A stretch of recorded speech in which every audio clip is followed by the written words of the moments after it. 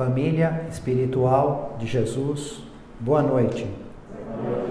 Sejam bem-vindos à Casa Esperança, Centro Espírita Cristão, Escola e Hospital do Espírito, onde unimos os nossos corações, buscando o Reino de Deus pelos caminhos da codificação espírita de Allan Kardec e o seu desenvolvimento, a produção mediúnica de Chico Xavier, de longe a maior e de perto a melhor. Maior, por quê? 1616 estudos do Espírito Emmanuel em mais de 1000 versículos do Evangelho de Jesus. 75 anos de produção mediúnica sem parar. Aproximadamente 500 livros e 20.000 cartas dos Espíritos consolando os entes queridos. A melhor, por quê? Nada por dinheiro, tudo por caridade. E o conteúdo de toda essa produção mediúnica, conferível. O nome de um cristão da Acaia, louvado por Paulo. Primeira carta aos Coríntios, capítulo 16, versículos de 15 a 17. Quem é?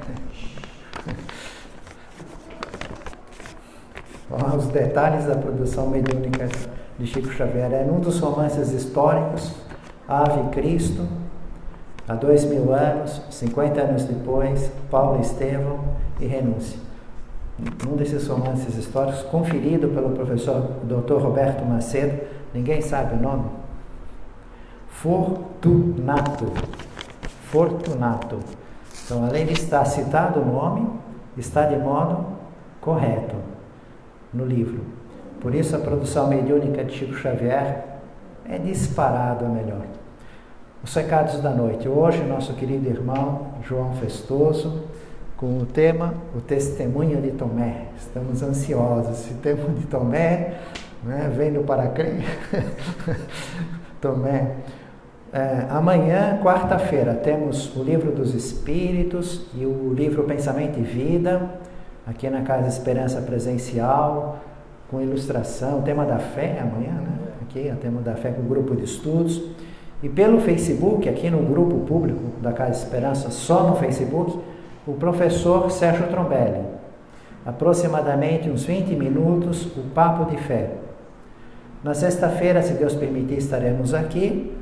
Estamos aceitando doações de agasalho, leite para o asilo, as pessoas que vivem em circunstâncias de rua.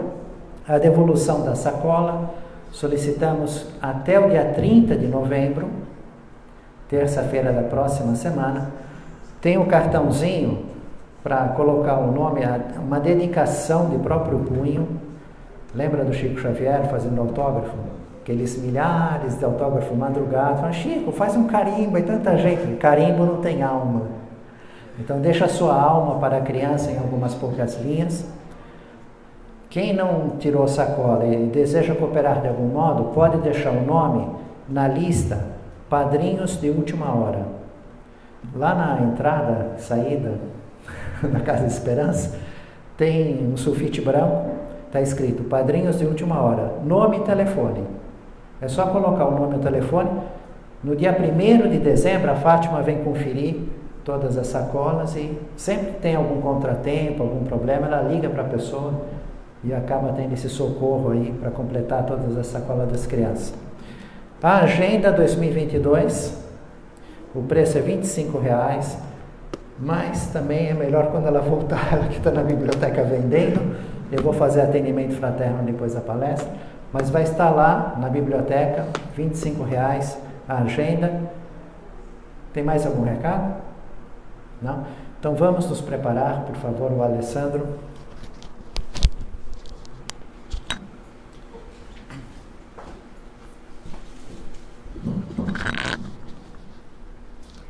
Boa noite a todos.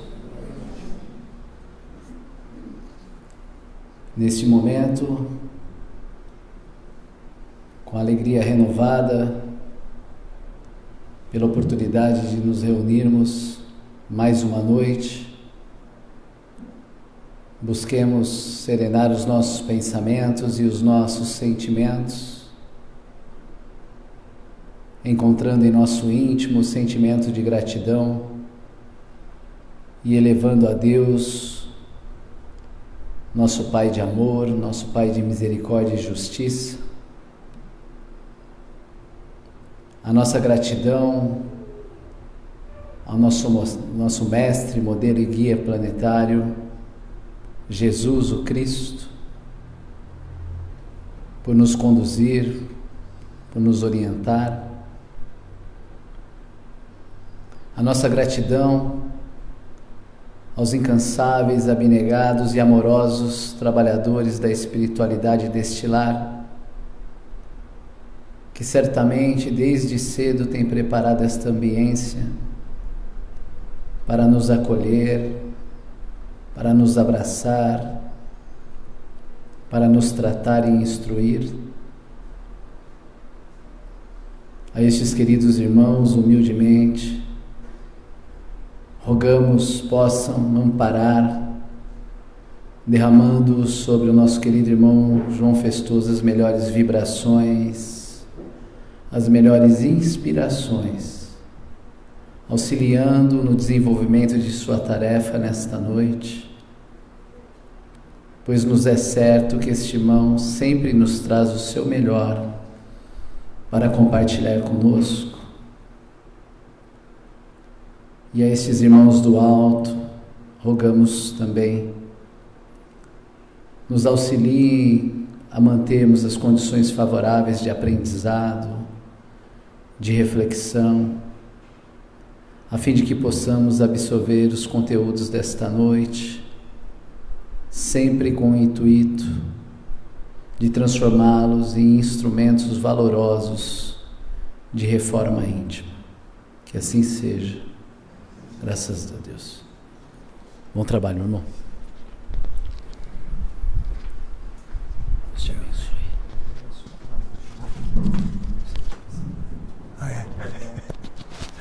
Baixinho, né?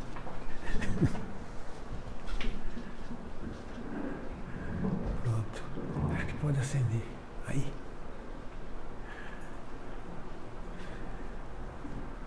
Boa noite. Deixa eu respirar fundo aqui, porque foi um... Antes de entrar no tema, falar dele, né? Que história é essa do testemunho de Tomé? Nós já tivemos aqui na Casa Esperança, uma época, já há algum tempo, falando dos 12 apóstolos. Né? Opa, estou certo. Achei que fosse um fantasma que estava. Tá certo, beleza. Bom, e aí, durante a montagem daquele outro trabalho, só um minuto que as coisas apagam, né? Desligam por conta própria. Essas coisinhas têm vida própria. Eu literalmente me apaixonei pelo tema. E por alguma razão, toda vez que eu li alguma coisa do Tomé, eu me enchia muito com as minhas emoções. E aí, eu conheci esse livro já nessa época, né? Não sei se vocês já viram, mas recomendo isso a todos, né? Muito vai sair daqui, e eu vou reservar um tempinho no final para ler um pedaço de um texto escrito pelo espírito Humberto de Campos e psicografado pelo Francisco Cândido Xavier. Bom, e eu estou contando isso porque hoje quando vai preparar uma palestra, a gente trabalha até o último instante, né? Já há alguns dias vem trabalhando, e aí você vai recebendo, não sei de onde vem, mas vem um monte de coisa, olha, faz isso, faz aquilo, umas coisas extremamente sutis, né? Porque eu não sou médium, não tenho nenhum tipo de desenvolvimento mediúnico assim nesse aspecto, né? Eu acho que recebo aí uns insights grátis assim, e essa é a minha mediunidade. Mas eu passei o dia emocionado, mas emocionado de uma coisa que é difícil acontecer. Eu estava até mostrando para a Gláucia, no final eu mostro para ela como é que ficou, eu falei, como é que ficou, né? E eu chorava que nem criança. E até ligar para ver, que diabo isso, gente, vou tomar um remédio para falar lá. Então se eu chorar, pode acontecer, não é de brincadeira nem de mentira, tá? Mexe forte comigo a história do Tomé. Eu não sei se porque de alguma maneira vocês vão ver que tem um lance de constrangimento com ele, né, na história dos 12 apóstolos, né? Ele é um dos 12. Mas antes de entrar assim, falando do Tomé, eu queria falar um pouco de quem resolveu montar essa equipe de 12. E como é que foi isso, né? Jesus, o nosso mestre, né, que me apoia pelas costas aqui, né, é um Cristo, né? E quem já participou das palestras aqui já sabe, o Gino já fala muito disso e eu já tive a oportunidade também de dizer. O Cristo é aquele que tem contato direto com o chefe de todos, né? Que é Deus. São muitos Cristos e esse Cristo, Filho de Deus, nosso irmão Jesus, é o que comanda o orbe, né? É o que toma conta do nosso planeta. Ele é o governador do planeta. E é o espírito mais puro que passou pelo planeta, Jesus. E que conviveu aqui nesse planeta. Até porque ele está organizando isso já há alguns bilhões de anos. Tem até um número aqui, né? Todos os outros espíritos evoluídos, o nível de evolução muda, né? Madre Teresa, Gandhi, Buda, foram enviados por ele para cá no planeta. Governador desse orbe, ele construiu o planeta, mares, continentes, toda a beleza, as plantas, os animais, com sua equipe de centenas, são centenas, milhares de espíritos angelicais, e são como se fossem arquitetos, né, que vão alterando e montando essa natureza que a gente vive. Parece até coisa de ficção científica, né? Isso, né? Não sei porque que não fizeram um filme disso ainda, mas ficaria muito legal. Estima-se que a Terra tenha 4,5 bilhões de anos. Então Jesus facilmente tem mais do que isso. Vamos colocar uns 5, vai. Porque quando ele veio, ele já veio evoluído por ordem do chefe. Olha aqui, você vai lá e vai montar esse planeta. E ele participa da montagem do planeta, o tempo de construção. Quer dizer, então, nós estamos falando aí de bilhões de anos, né? Ele reencarna como homem e vem para trazer para nós a boa nova, que é o nosso manual de vida, que é o Evangelho, né?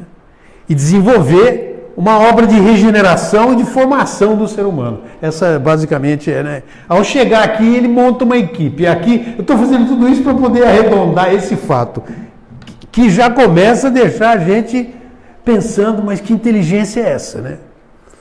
Hierarquia de liderança vem de Deus, que age delegando a equipe, e aí então Jesus começa a transparecer aquelas características de líder dos líderes, né?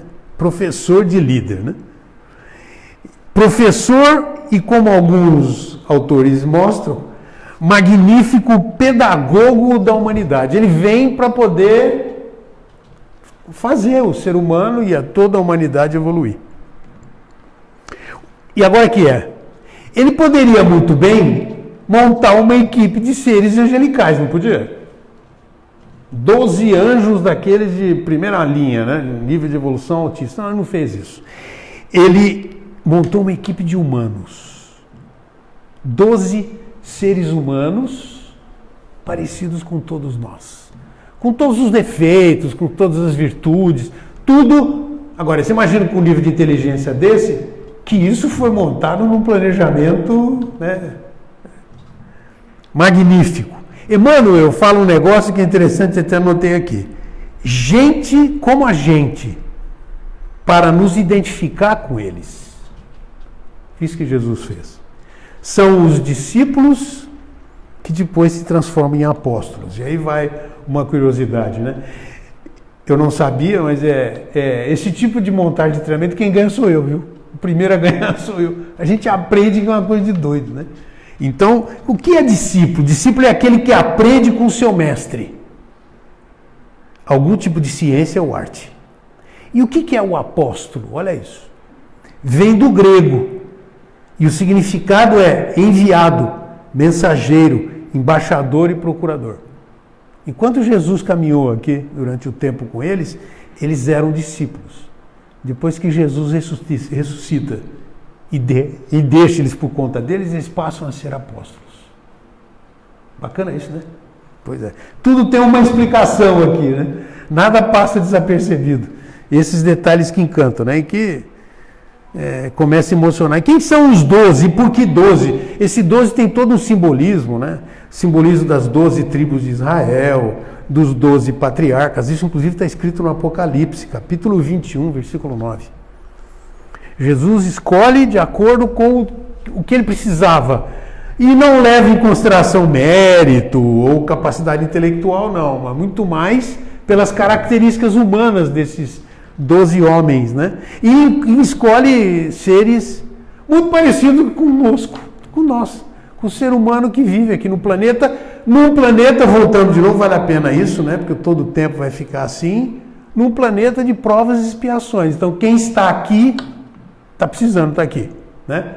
Nós estamos passando por essa escola porque precisamos passar por ela para a gente poder evoluir. Claro que a gente vai encontrar níveis diferentes, né? Níveis evolutivos diferentes. E Jesus sabia de tudo isso, sabia dos problemas, dos defeitos, das limitações, porque Jesus lia o pensamento desses homens, né? Ele sabia o que os caras estavam pensando e como é que iam agir, né? Pelo nível evolutivo dele, a gente sabe disso. A missão principal, divulgar a Boa Nova. Esses 12 homens iam ser preparados, né? E depois iam ficar por conta deles, porque também aí não ia... Por isso que se coloca o angelical, os angélicos iam querer agir de maneira diferente. Não, ele queria homens, trabalhando com homens e evoluindo junto com esses homens que somos nós. A grande missão, então, é trazer o manual de vida. Está aí os 12. Já tivemos oportunidade, o Gino também já fez isso, né, Gino, falar dos apóstolos. Eu vou falar hoje do número 6. O número 6 é aquele que está com o dedo assim, levantando e está conversando com Jesus. Começa por aqui na obra, eu não sei se é Leonardo da Vinci que pinta esse quadro, né, da Santa Ceia, mas é impressionante que quem é o que está mais próximo de Jesus?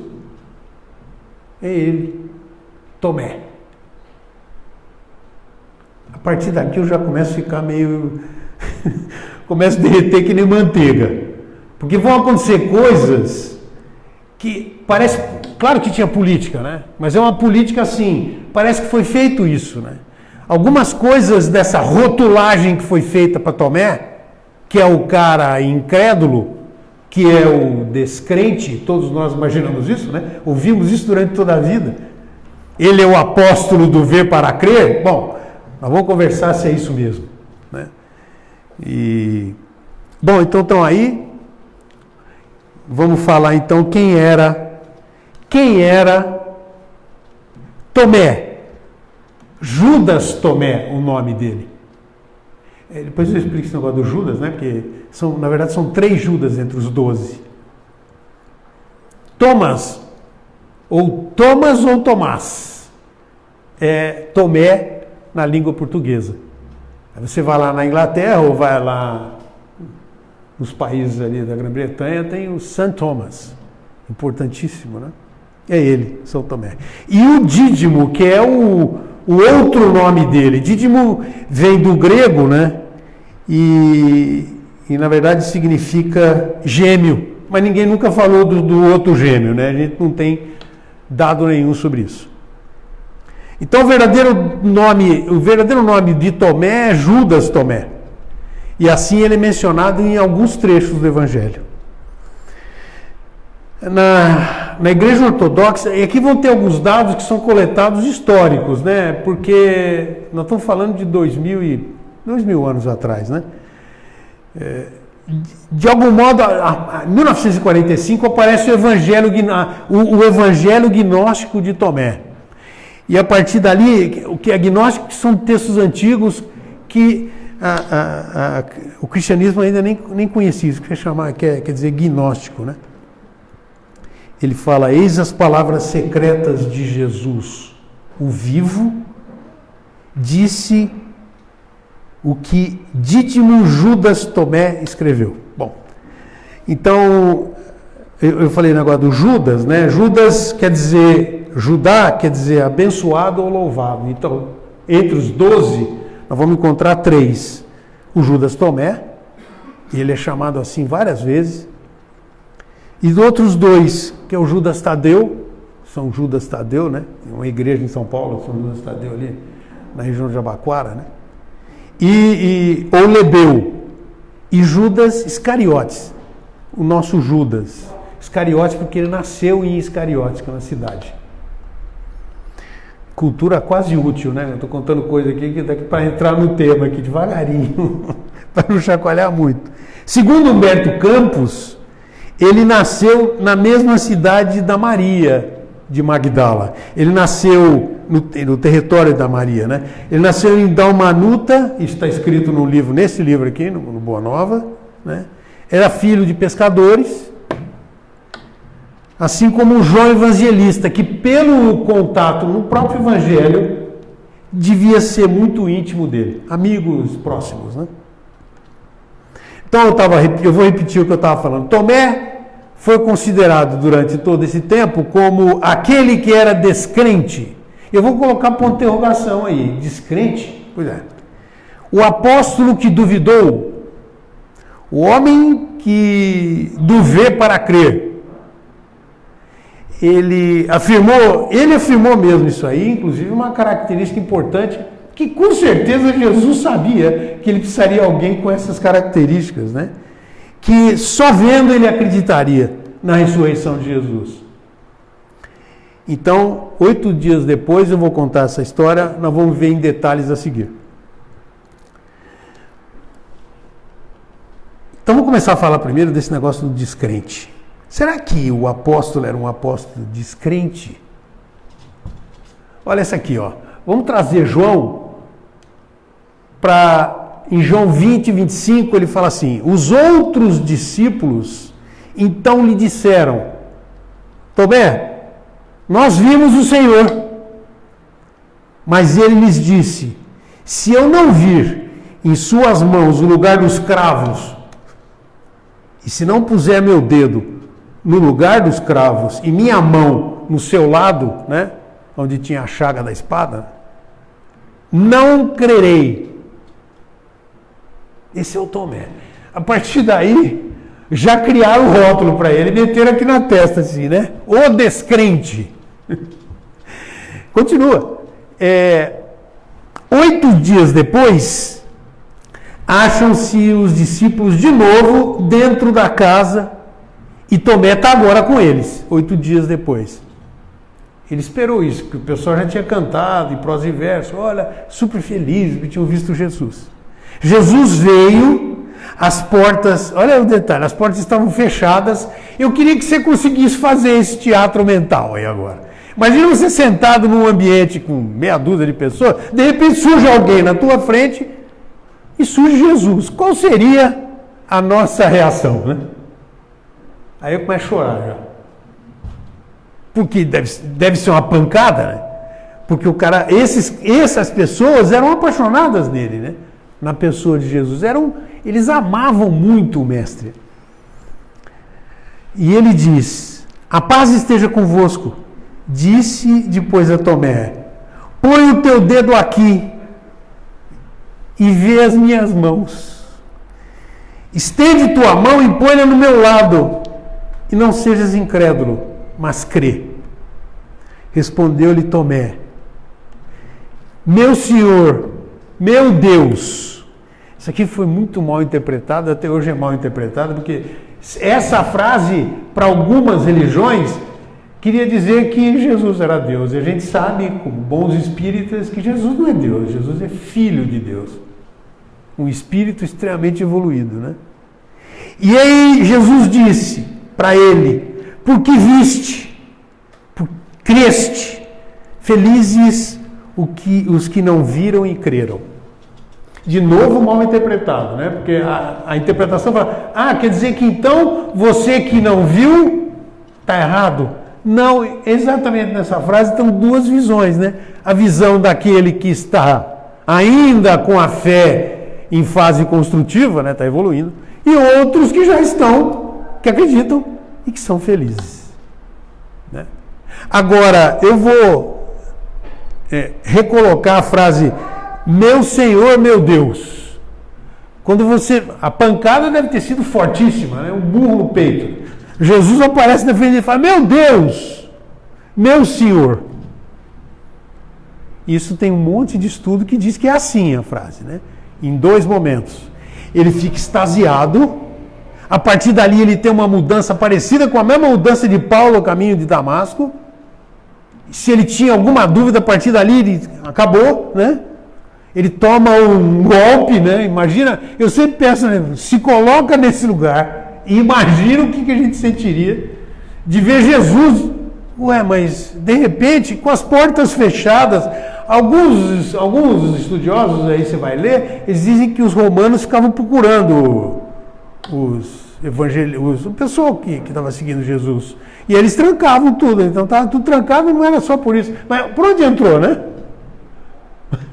É que já tinham visto, né, que ele tinha ressuscitado. Mas para Tomé, aquilo era algo, mas que coisa, né? E ele que era aquele cara que tinha as dúvidas, e tinha dúvida realmente. Esse é o Tomé. Aquele que teve a coragem de ter a dúvida numa sala de aula, imagina, quem já deu aula já sabe disso, você fala, alguém tem alguma pergunta? Silêncio. Ninguém pergunta, né? Porque tem vergonha, porque, vou fazer uma pergunta, vou me chamar de burro, né? E ninguém perguntava, mas Tomé tinha a coragem de levantar e falar, senhor, eu não entendi isso, né? Quer explicar de novo? É claro que essa dúvida devia estar na cabeça dos outros 11, vai, né? Mas quem tinha coragem era ele. Tomé foi um instrumento didático para Jesus. Claro que nós estamos falando de uma mente, que inteligência é essa que a gente não consegue conceder, mas tudo foi montado e preparado para cada um deles deixar ali o seu jeito de ser e a partir daí essa didática e educar o ser humano que estava, né? E aí vem de 2000 anos atrás. A importância de Tomé como instrumento didático do Cristo realmente é incontestável, tal como acreditamos que ocorra com outros apóstolos, né? A incredulidade de Tomé representa a nossa própria fraqueza, que todos nós temos, né? Fraqueza moral, a nossa falta de fé na misericórdia de Deus. Na sua maioria, muitos aqui no planeta ainda não acreditam no amor, né? Certo ou errado? Certo. Porque há muito tempo nós nos distanciamos dele. Há muito tempo o ser humano se distancia de Deus. Essa luta de chega mais perto e se distancia é antiquíssima, né? É o tempo que nós estamos por aqui. Por isso que esse planeta é um planeta de provas, né? Nós estamos aqui para evoluir. Nós ainda precisamos ver, tocar, sentir, cheirar, escutar. Por quê? Porque nós somos espíritos desconfiados. Nós somos espíritos que transitamos ainda perdidos, incrédulos, e estamos passando. Esse nível de evolução faz com que o nosso nível de fé também seja diferenciado de um para outro, né? Enquanto nós estamos encarnados, nós estamos evoluindo, a fé é uma das coisas que nós vamos ter que estar o tempo todo buscando e lapidando. A lição e o testemunho de Tomé está nessa direção, né? Mostrar para a gente que não tem nada especial, né? não está com a fé no último estágio, né? É normal. Não é Tomé, somos nós, a humanidade terrena, os que Jesus designa como homens fracos de fé, ou homens de pouca fé. Mateus 6,30, não é? Falou isso. Tomé foi inspirado, foi um missionário do Cristo, né? Um homem que não pode ter sido escolhido por suas fraquezas, óbvio que não, mas por suas virtudes. E é esse tipo de rótulo que a gente tinha que começar a trabalhar para tirar da testa do Tomé, o descrente. De maneira alguma, né? E as virtudes do Tomé? Dentre as quais, servir como virtude, como instrumento de pedagogia de Jesus. Em outros momentos, né, passagens do Evangelho, por exemplo,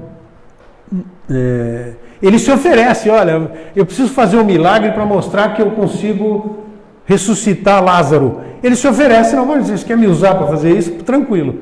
Ele era um homem extremamente corajoso, né? É isso. A transformação. Esse momento é aquele momento sublime, né? Onde ele entra dentro da sala, está sentado e Jesus aparece no meio da sala. Retrata isso. Essa transformação fala muito dessa incredulidade do Tomé. Nem sempre ela foi analisada com honestidade, quase sempre sem a devida e necessária profundidade. Você vai estudando um pouco mais do Tomé, você vê que houve, sei lá se é a palavra adequada, mas houve uma certa injustiça com ele, sabe? E ficou com essa imagem do, esse aí é o cara que não acredita, né? Tomé não estava presente na primeira aparição, Jesus não fazia nada, não dava ponto sem nó, né? Provavelmente isso aí foi feito mesmo para poder ter esse tipo de resposta, mas não foi dado a Tomé a mesma oportunidade de ver o querido mestre, né? De perceber por si mesmo a realidade da vitória do Cristo. E aí fica a pergunta, e quem antes já havia realizado a proeza de ressuscitar entre os mortos? Não tinha, né? Então os outros estavam extremamente alegres, porque sabiam que Jesus realmente, ele disse, ressuscitarei e voltarei para o meu Pai. Agora, e quem tinha visto? Ele não tinha visto. Por isso que nesse momento, quando ele vê o mestre, quando acontece aquele fato de Jesus aparecer na frente dele, Tomé, a reação dele, a transformação. Aliás, Jesus tinha a capacidade impressionante de provocar transformação. Tem, até hoje, essa capacidade de nos transformar, né? É isso. E aí ele fala, meu Senhor, meu Deus, em João 20, 28. Fica melhor, meu Deus, meu Senhor, né? É isso aí. Ele participa de outros momentos, por exemplo, a aula magna. Jesus, no momento que o nosso excelso pedagogo reaparece para Tomé, quando ele, o mestre, consolando e ensinando os seus discípulos, diz o seguinte, eu vou ler. Cesse de perturbar-se o vosso coração. Crede em Deus, crede também em mim. Na casa do meu Pai há muitas moradas. Se não fosse assim, eu vos teria dito, pois vou preparar-vos um lugar, e quando for e vos tiver preparado o lugar, virei novamente e vos levarei comigo, a fim de que, onde eu estiver, estejais vós também. Para onde eu vou, conheceis o caminho. João 14. Aí, por isso que eu digo, Tomé entra nessas horas. Olha, Tomé entra agora aqui. Coube a Tomé externar a dúvida. Eu tenho dúvida? Eu pergunto. Esse é o Tomé. Não tenho vergonha. Pode me falar que eu sou descrente. E ele vira e fala o seguinte, né? Bom, essa dúvida provavelmente não era só dele, né? Com certeza. Senhor, não sabemos aonde vais. Ele falando com o mestre. Como é que podemos conhecer o caminho? Questiona, pergunta. Está em João 14, 5. E Jesus, ensinando sempre, profere a famosa e tão cara a frase aos cristãos de todos os tempos e lugares. Olha o que esse cara provoca. Ele faz Jesus dizer: eu sou o caminho, a verdade e a vida. Ninguém vem ao Pai a não ser por mim. Provocação boa essa, né? Tirar essa frase do mestre. Pois é. Tomé, eu acho que tirei 4 ou 5 momentos que são marcantes, mas tem muitos outros no Evangelho, da importância daquela, inclusive o pintor lá, não sei que tipo de iluminação, se aquilo é coisa de mediunidade, colocar Tomé do lado de Jesus, sentado ali na Santa Ceia, né, como uma pessoa importantíssima. Então ele vem e a gente vai falar então da pesca milagrosa. Outro momento importante é essa do ministério do Cristo, foi descrito no último capítulo do Evangelho de João, 21:14. Ocorrido após a ressurreição e o reaparecimento, o ressurgimento de Jesus, que é conhecido como segunda pesca milagrosa ou pesca dos 153 peixes, né? Vemos de novo a participação do Tomé. Ele aparece de novo aqui e nessa passagem o nome de Tomé no Evangelho, e hoje eu fui checar, não trouxe o Evangelho aqui, mas depois você checa, aparece citado logo após Pedro. E Pedro era o topo, né, da linha hierárquica que Jesus colocou para os 12 apóstolos. Na frente, inclusive, de João, o discípulo mais amado. Tomé aparece logo em seguida de Pedro. O que denota essa importância no evento narrado aí, né? A história dessa pesca milagrosa é que eles não reconhecem Jesus lá na praia, né? E ele fala: joga a rede do lado direito, né, do barco. Se eu pisar aqui, você me fala, esquerda ou direita? Não é direita. E aí por isso que são 153, e saem 153 peixes. Ele prepara na praia. Pedro estava inclusive nu, né? Tem que se vestir porque ele aí mergulha, tá bom, enfim. Isso tudo estava ali Tomé do lado, e é descrito no Evangelho aqui uma pessoa muito importante nesse momento. Os discípulos presentes são 7, na verdade, nesse momento, sendo que 4 deles pertencem ao grupo dos 12. Pedro, Tomé, João e Tiago, e os 2 filhos de Zebedeu.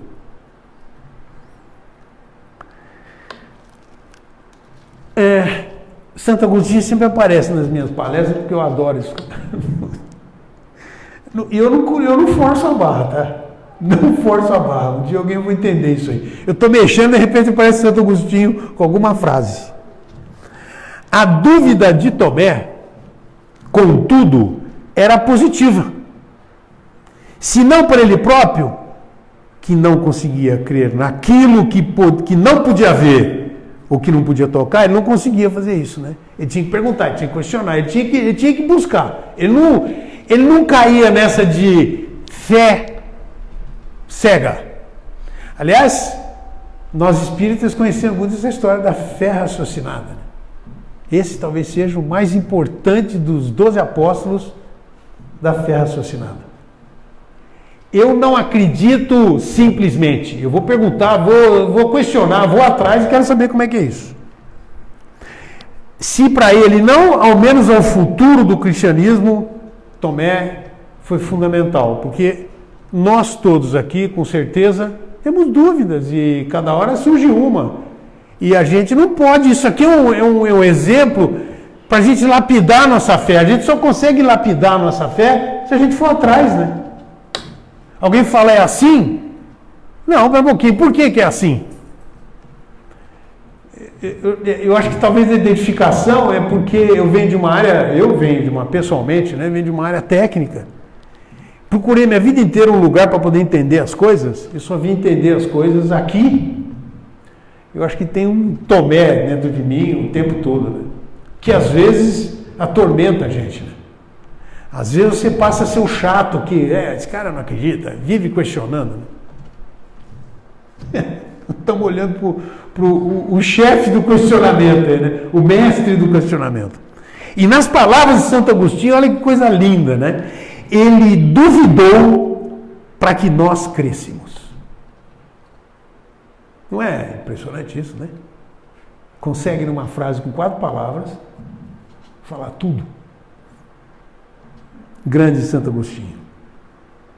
Aliás, um ser humano que passou por todas as limitações e desafios possíveis e imagináveis. Né? A fé de Tomé é didática e pedagógica. Né? Tomé é corajoso. Tomé pergunta e questiona. Quando eu falo Tomé é didático e pedagogo, né? Importante, assim, claro, não no livro de Jesus, né? Mas isso é para nós, né, gente? Como anda a tua coragem, né? Se a gente não tem coragem, a fé não desenvolve, né? Nós temos que ter coragem de enfrentar essas coisas, né? Nós temos que ter coragem de perguntar, temos que ter coragem de questionar para entender. Fé cega ou raciocinada nesse exemplo? O tempo todo raciocinado. Ele era um cara de razão, né? Em alguns momentos ele tira, até na hora que vê Jesus ali, não tem como duvidar, né? Jesus está na minha frente. Pois é, raciocinar. Raciocinar significa perguntar, fuçar. Por isso o Espiritismo é maravilhoso, né? Livros como esse, por exemplo, você tem que ler, dá um jeito de arrumar isso e ler esse livro.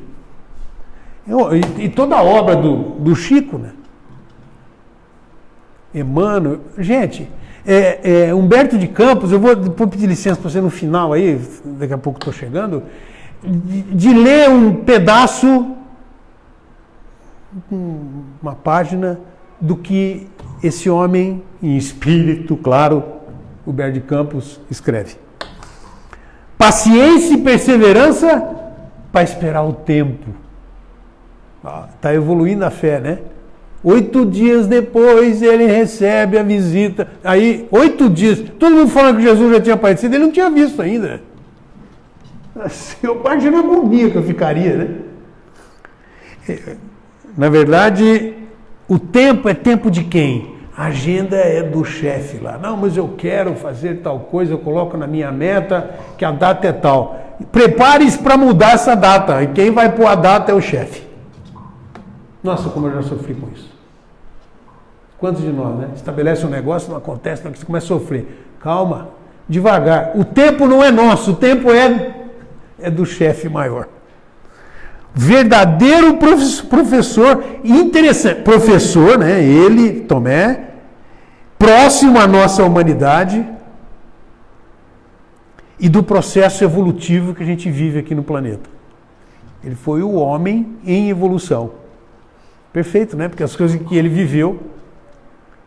Muitos exemplos são mostrados no Evangelho, o tempo não dá. Eu convido você com essa história maravilhosa que de vez em quando ele estraga, chamado Google, né? Vai lá e dá um Google, escreve Tomé e a fé e se esbalde.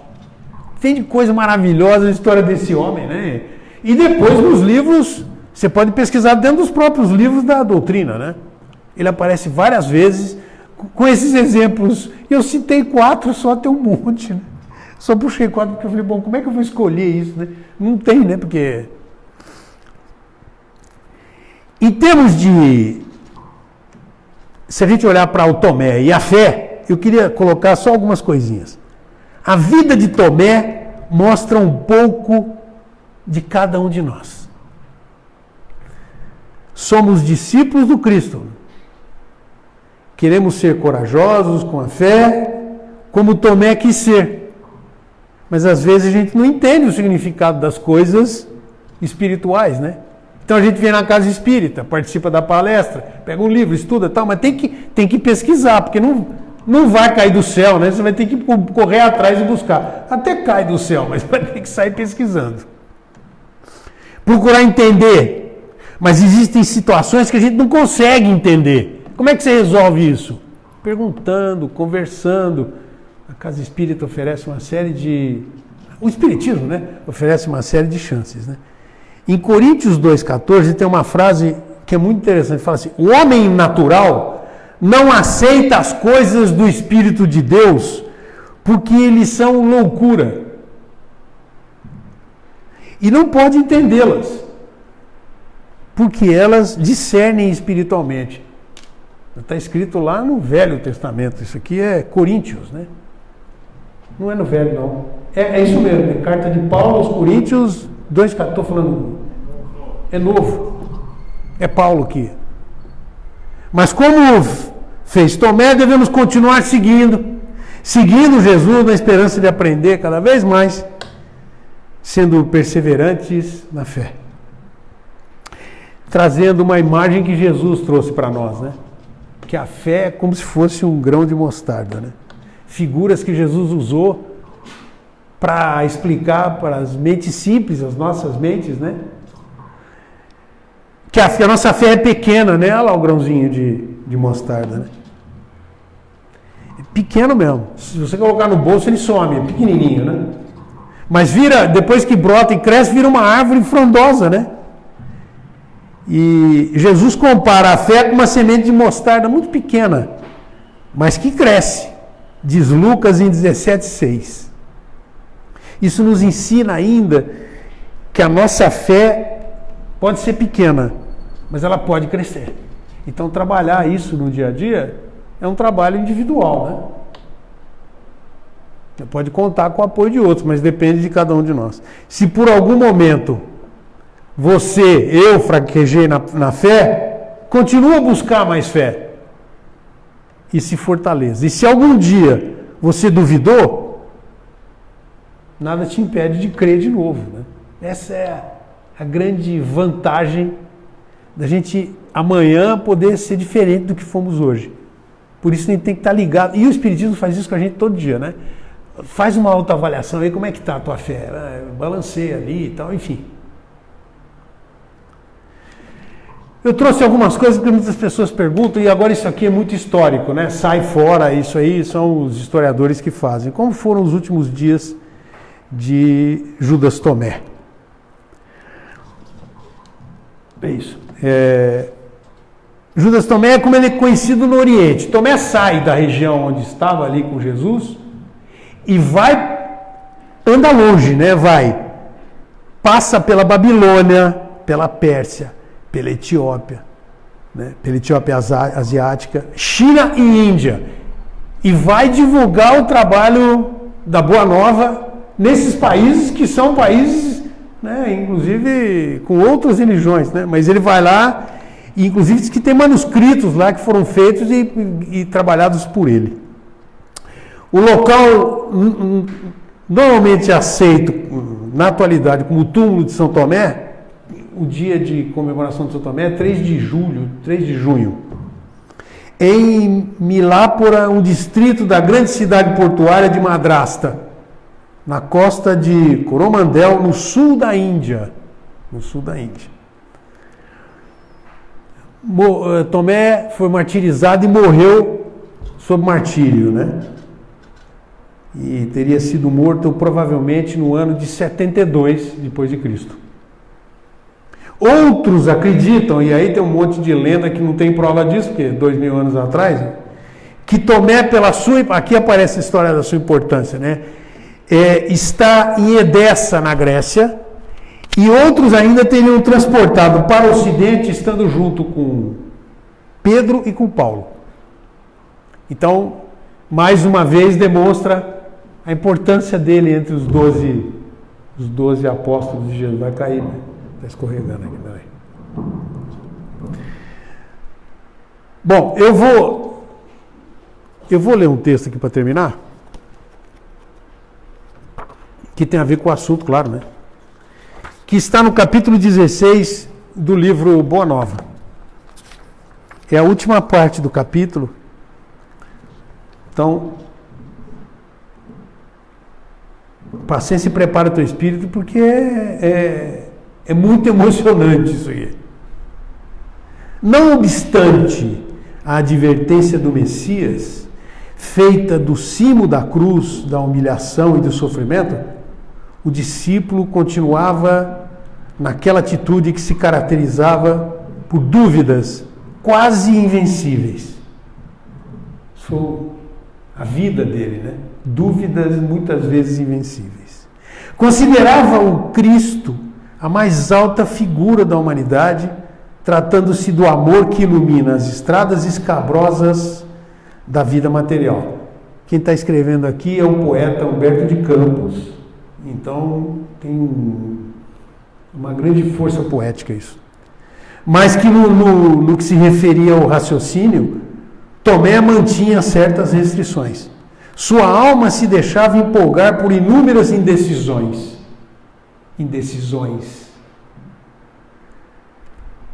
Quando a notícia fulgurante da ressurreição estalou em Jerusalém, entre vivas e manifestações de alegria. Maria de Magdala, Pedro e João, bem como outros companheiros, tinham visto o Senhor. Tinham-lhe escutado a palavra consoladora e divina. Incerto de si mesmo, quase vencido na sua escassa fé, ele sabia disso, ele estava trabalhando a fé. O discípulo procurou os amigos diletos, ansiando pela manifestação do Mestre adorado. Reunida a pequena comunidade, depois das preces habituais, Jesus penetrou na sala humilde com um sereno sorriso. Desejando aos companheiros paz e bom ânimo, como nos dias venturosos e risonhos da Galiléia. Tomé, sentindo o coração bater-lhe precipitado, ergueu os olhos.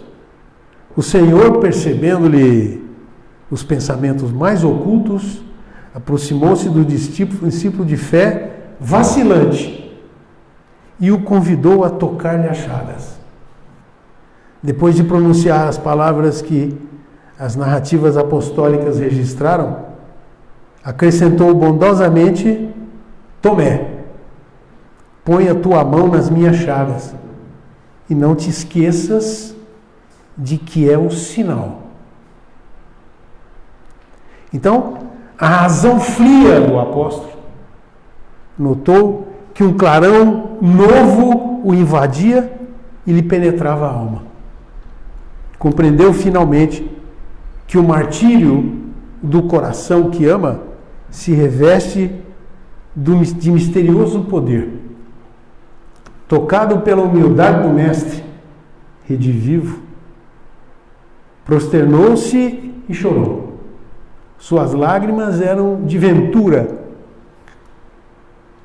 e lhe proporcionavam ao espírito um júbilo, cujo preço torna todos os tronos da terra miseráveis e pequeninos. Sua alma acabava de vencer uma batalha. O coração triunfara. Do cérebro, o sentimento lhe acrisolara a fé. Acrisolar significa melhorar. Que Jesus nos ilumine e nos traga todos os dias mais uma lição para que a gente possa aumentar a nossa fé durante essa passagem aqui no planeta. Boa noite para vocês.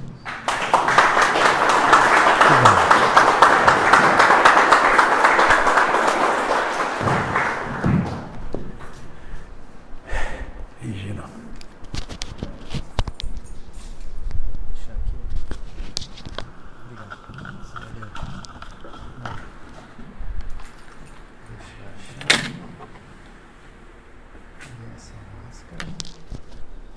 E por aqui. Ajustar aqui. Esta palestra mexeu muito com a minha cabeça, com o meu coração. Agradecemos imensamente o trabalho, o esforço, as ilustrações, toda a circunstância para as reflexões. Um tema muito interessante. Como sempre, o nosso querido irmão João Festoso surpreende, agrada, emociona, sua simpatia. E por que mexeu comigo particularmente? Com cabeça e coração.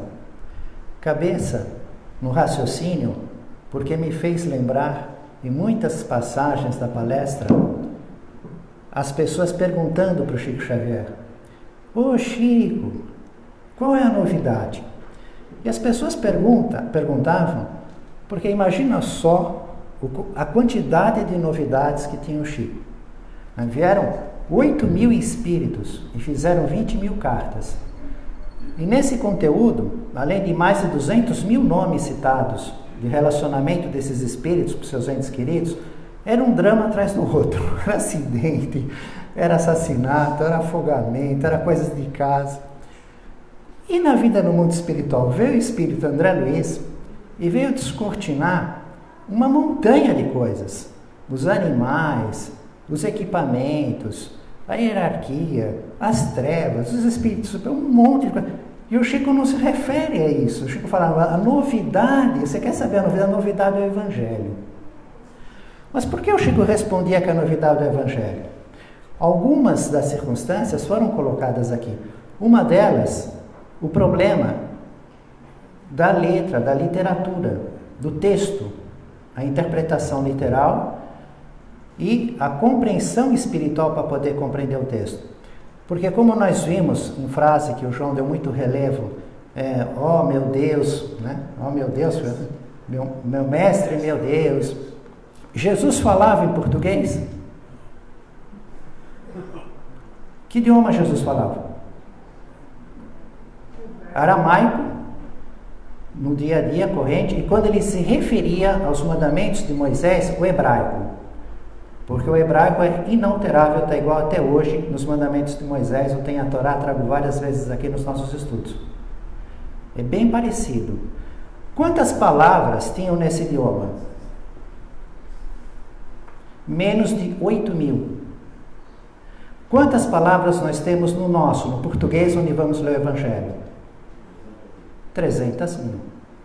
Como é que você sai de uma, que foi falada em 8.000, para chegar nos 300.000? A arbitrariedade humana. Você vai escolher. Os homens vão escolher. Mas que homens? Que não conversam com os espíritos, não compreendem reencarnação, não têm mediunidade ostensiva, pensam que são demônios. Qual o esclarecimento da vida no mundo espiritual para colocar a palavra? Outra coisa, os judeus não falavam do modo descritivo, eles falavam alegóricos.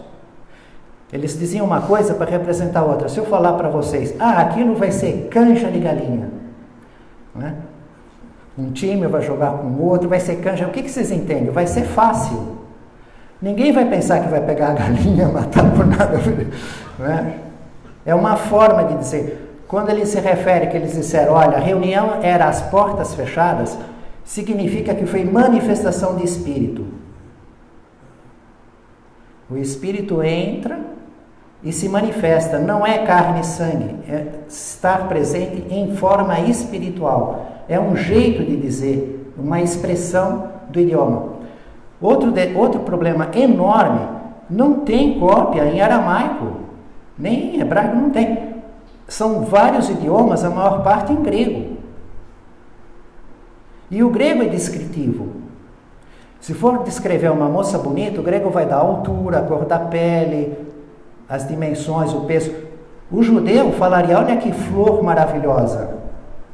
Quer dizer, outra cultura, só tem fragmentos, são milhares deles e contraditórios entre eles. Então, à medida que nós vamos estudando essas questões, o modo dos judeus se expressarem, o problema dos termos, a compreensão espiritual que traz o Consolador prometido, prometido por Jesus, a codificação espírita de Allan Kardec, a produção mediúnica de Chico Xavier, nós olhamos esses textos em português e entendemos coisa completamente diferente. É uma novidade atrás da outra, por isso o Chico falava, a novidade é o Evangelho. Aprende, como Kardec trouxe, como ele na sua produção, aprende a vida no mundo espiritual, vai ver o texto, considerando esses problemas, como se vivia naquela época, bem diferente de hoje, e vem uma novidade atrás da outra. A outra circunstância que mexeu muito comigo, que deu vontade de chorar também, é difícil segurar, o coração, porque o local é conhecido, é no cenáculo, e eu estive lá. Estivemos lá em 2011, há 10 anos, quando fizemos viagem de estudo para conhecer os lugares venerados. O lugar não está como era na época do Cristo. O lugar da última ceia foi onde ele aparece a primeira vez sem o Tomé, aparece a segunda vez com o Tomé. Mas o espaço é indiscutível que é aquele, porque ficou sempre sendo disputado. E mesmo nos dias presentes, ele é muito visitado, porque os cristãos, em virtude de Jesus, os islâmicos, em virtude de que consideram Jesus um profeta, então também visitam o lugar. E os judeus, porque é uma casa, é o andar, a sala de cima da casa, onde tudo isso ocorre, como está no Evangelho, a sala de cima da casa. E a parte de baixo, o que os judeus colocaram no lugar? O túmulo do rei Davi. Então, o túmulo do rei Davi, que a bandeira de Israel, é na parte de baixo da casa. Então, o local é muito visitado. Eu estive na Semana Santa, que coincidia naquele ano ser na mesma semana para nós e para eles, e nós estudamos esses trechos no local. Aí você imagina, você está no local, pegou o Evangelho, lê toda aquela circunstância e tal. Agora, com todo respeito ao estudo maravilhoso, quando ele coloca aquela imagem, aquela pintura, e quando eu visitei o Vaticano também, ver o maior museu, com todo respeito aos artistas, não se discute o valor artístico. Isso é outra conversa, tá? No entanto, fica muito evidente que eles não tinham compreensão da vida no mundo espiritual e não conheciam nada a respeito das coisas em que ocorreram. Então, não era possível ser aquele formato daquela mesa, naquela altura, daquele jeito. Eles ficavam reclinados no chão, era tudo diferente. Não temos informação segura de quem estava, em que posição estava. A única coisa que o Evangelho cita com certeza é que do lado de Jesus está João, porque ele diz, aquele que cobre o peito. Pedro pergunta, né, porque Jesus fala que vai ser traído. E no Evangelho, Jesus diz, pega no pão, está comigo lá na última ceia. E Pedro pergunta para o discípulo amado por João, e ele é descrito que ele está do lado, aquele que cobre o peito. Quer dizer que para pegar o pão, molhar e pôr na boca, para fazer esse movimento, que era assim, a mesa tinha que se reclinar, pegar o pão, molhar, para fazer esse movimento, você cobria o peito, ficava na frente na visão, quem olhava não ia ver mais o peito. É o discípulo João, nada mais se sabe. Então esse é arbitrário, o local e a maneira que está colocado é só uma expressão artística. Andando lá no Vaticano, você vai ver Jesus fazendo esforço para remover pedra, como se a ressurreição fosse em carne e osso.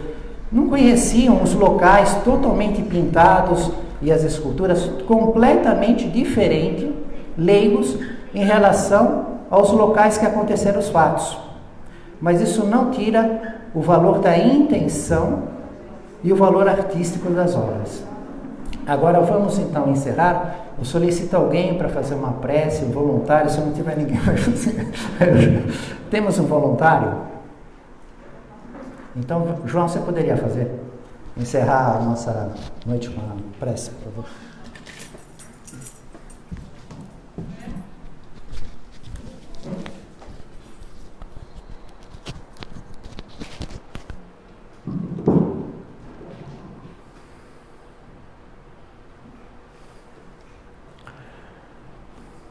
Então vamos nesse momento, depois da gente mexer tanto com o nosso espírito, acalmar os nossos espíritos.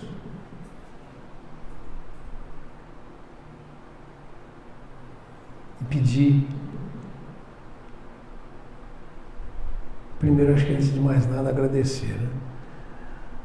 Agradecer aos espíritos amigos dessa casa querida,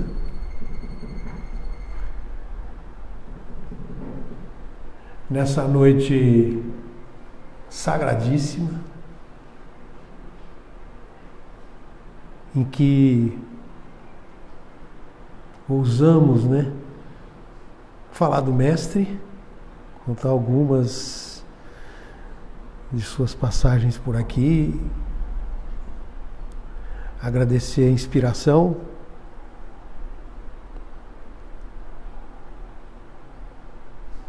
agradecer as palavras e as mensagens que vieram, E aproveitar esse momento para que a gente usasse essa energia positiva que tá pairando aqui no ar, né? E que a gente acaba sentindo, né? Porque apesar de não ser médium evoluente, a coisa é tão forte que você sente, né? E aproveitar a presença, então, as nossas presenças, aqueles que nos assistem nas ondas da internet e aqueles que não estão fisicamente presentes, mas espiritualmente aqui. Agradecer e pedir que nesse momento a gente imaginar que temos alguém que está ao nosso lado, o nosso anjo da guarda, e alguém mais evoluído do que nós, que se alguém transmita para a gente as energias positivas em cada um dos nossos centros de força, né? E que essa energia coletada aqui agora a gente possa levar para os nossos lares fora da Casa Esperança e que essas energias permeiem os nossos ambientes e façam desse dia, dessa noite, dos dias que virão, dias prósperos. Que pensemos em Jesus, que pensemos nesses apóstolos que acompanharam Jesus e que a gente possa ganhar luz no nosso caminho todos os dias, um pouquinho, para que a gente possa evoluir e nos tornar melhores do que fomos antes. Se a gente fizer isso todo dia um pouquinho, a gente vai esmerando as nossas características positivas e vai aproveitando para viver mais feliz e evoluir nessa oportunidade, nessa viagem que estamos passando. Que Jesus, mais uma vez, esteja entre nós e esteja conosco. E que nos acompanhe e ilumine os nossos caminhos. Que assim seja.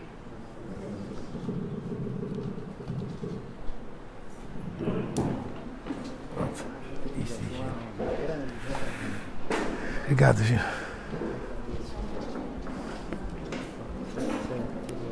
Eu tirei, não. Não tirei. Isso. Tem que desligar lá, né? É.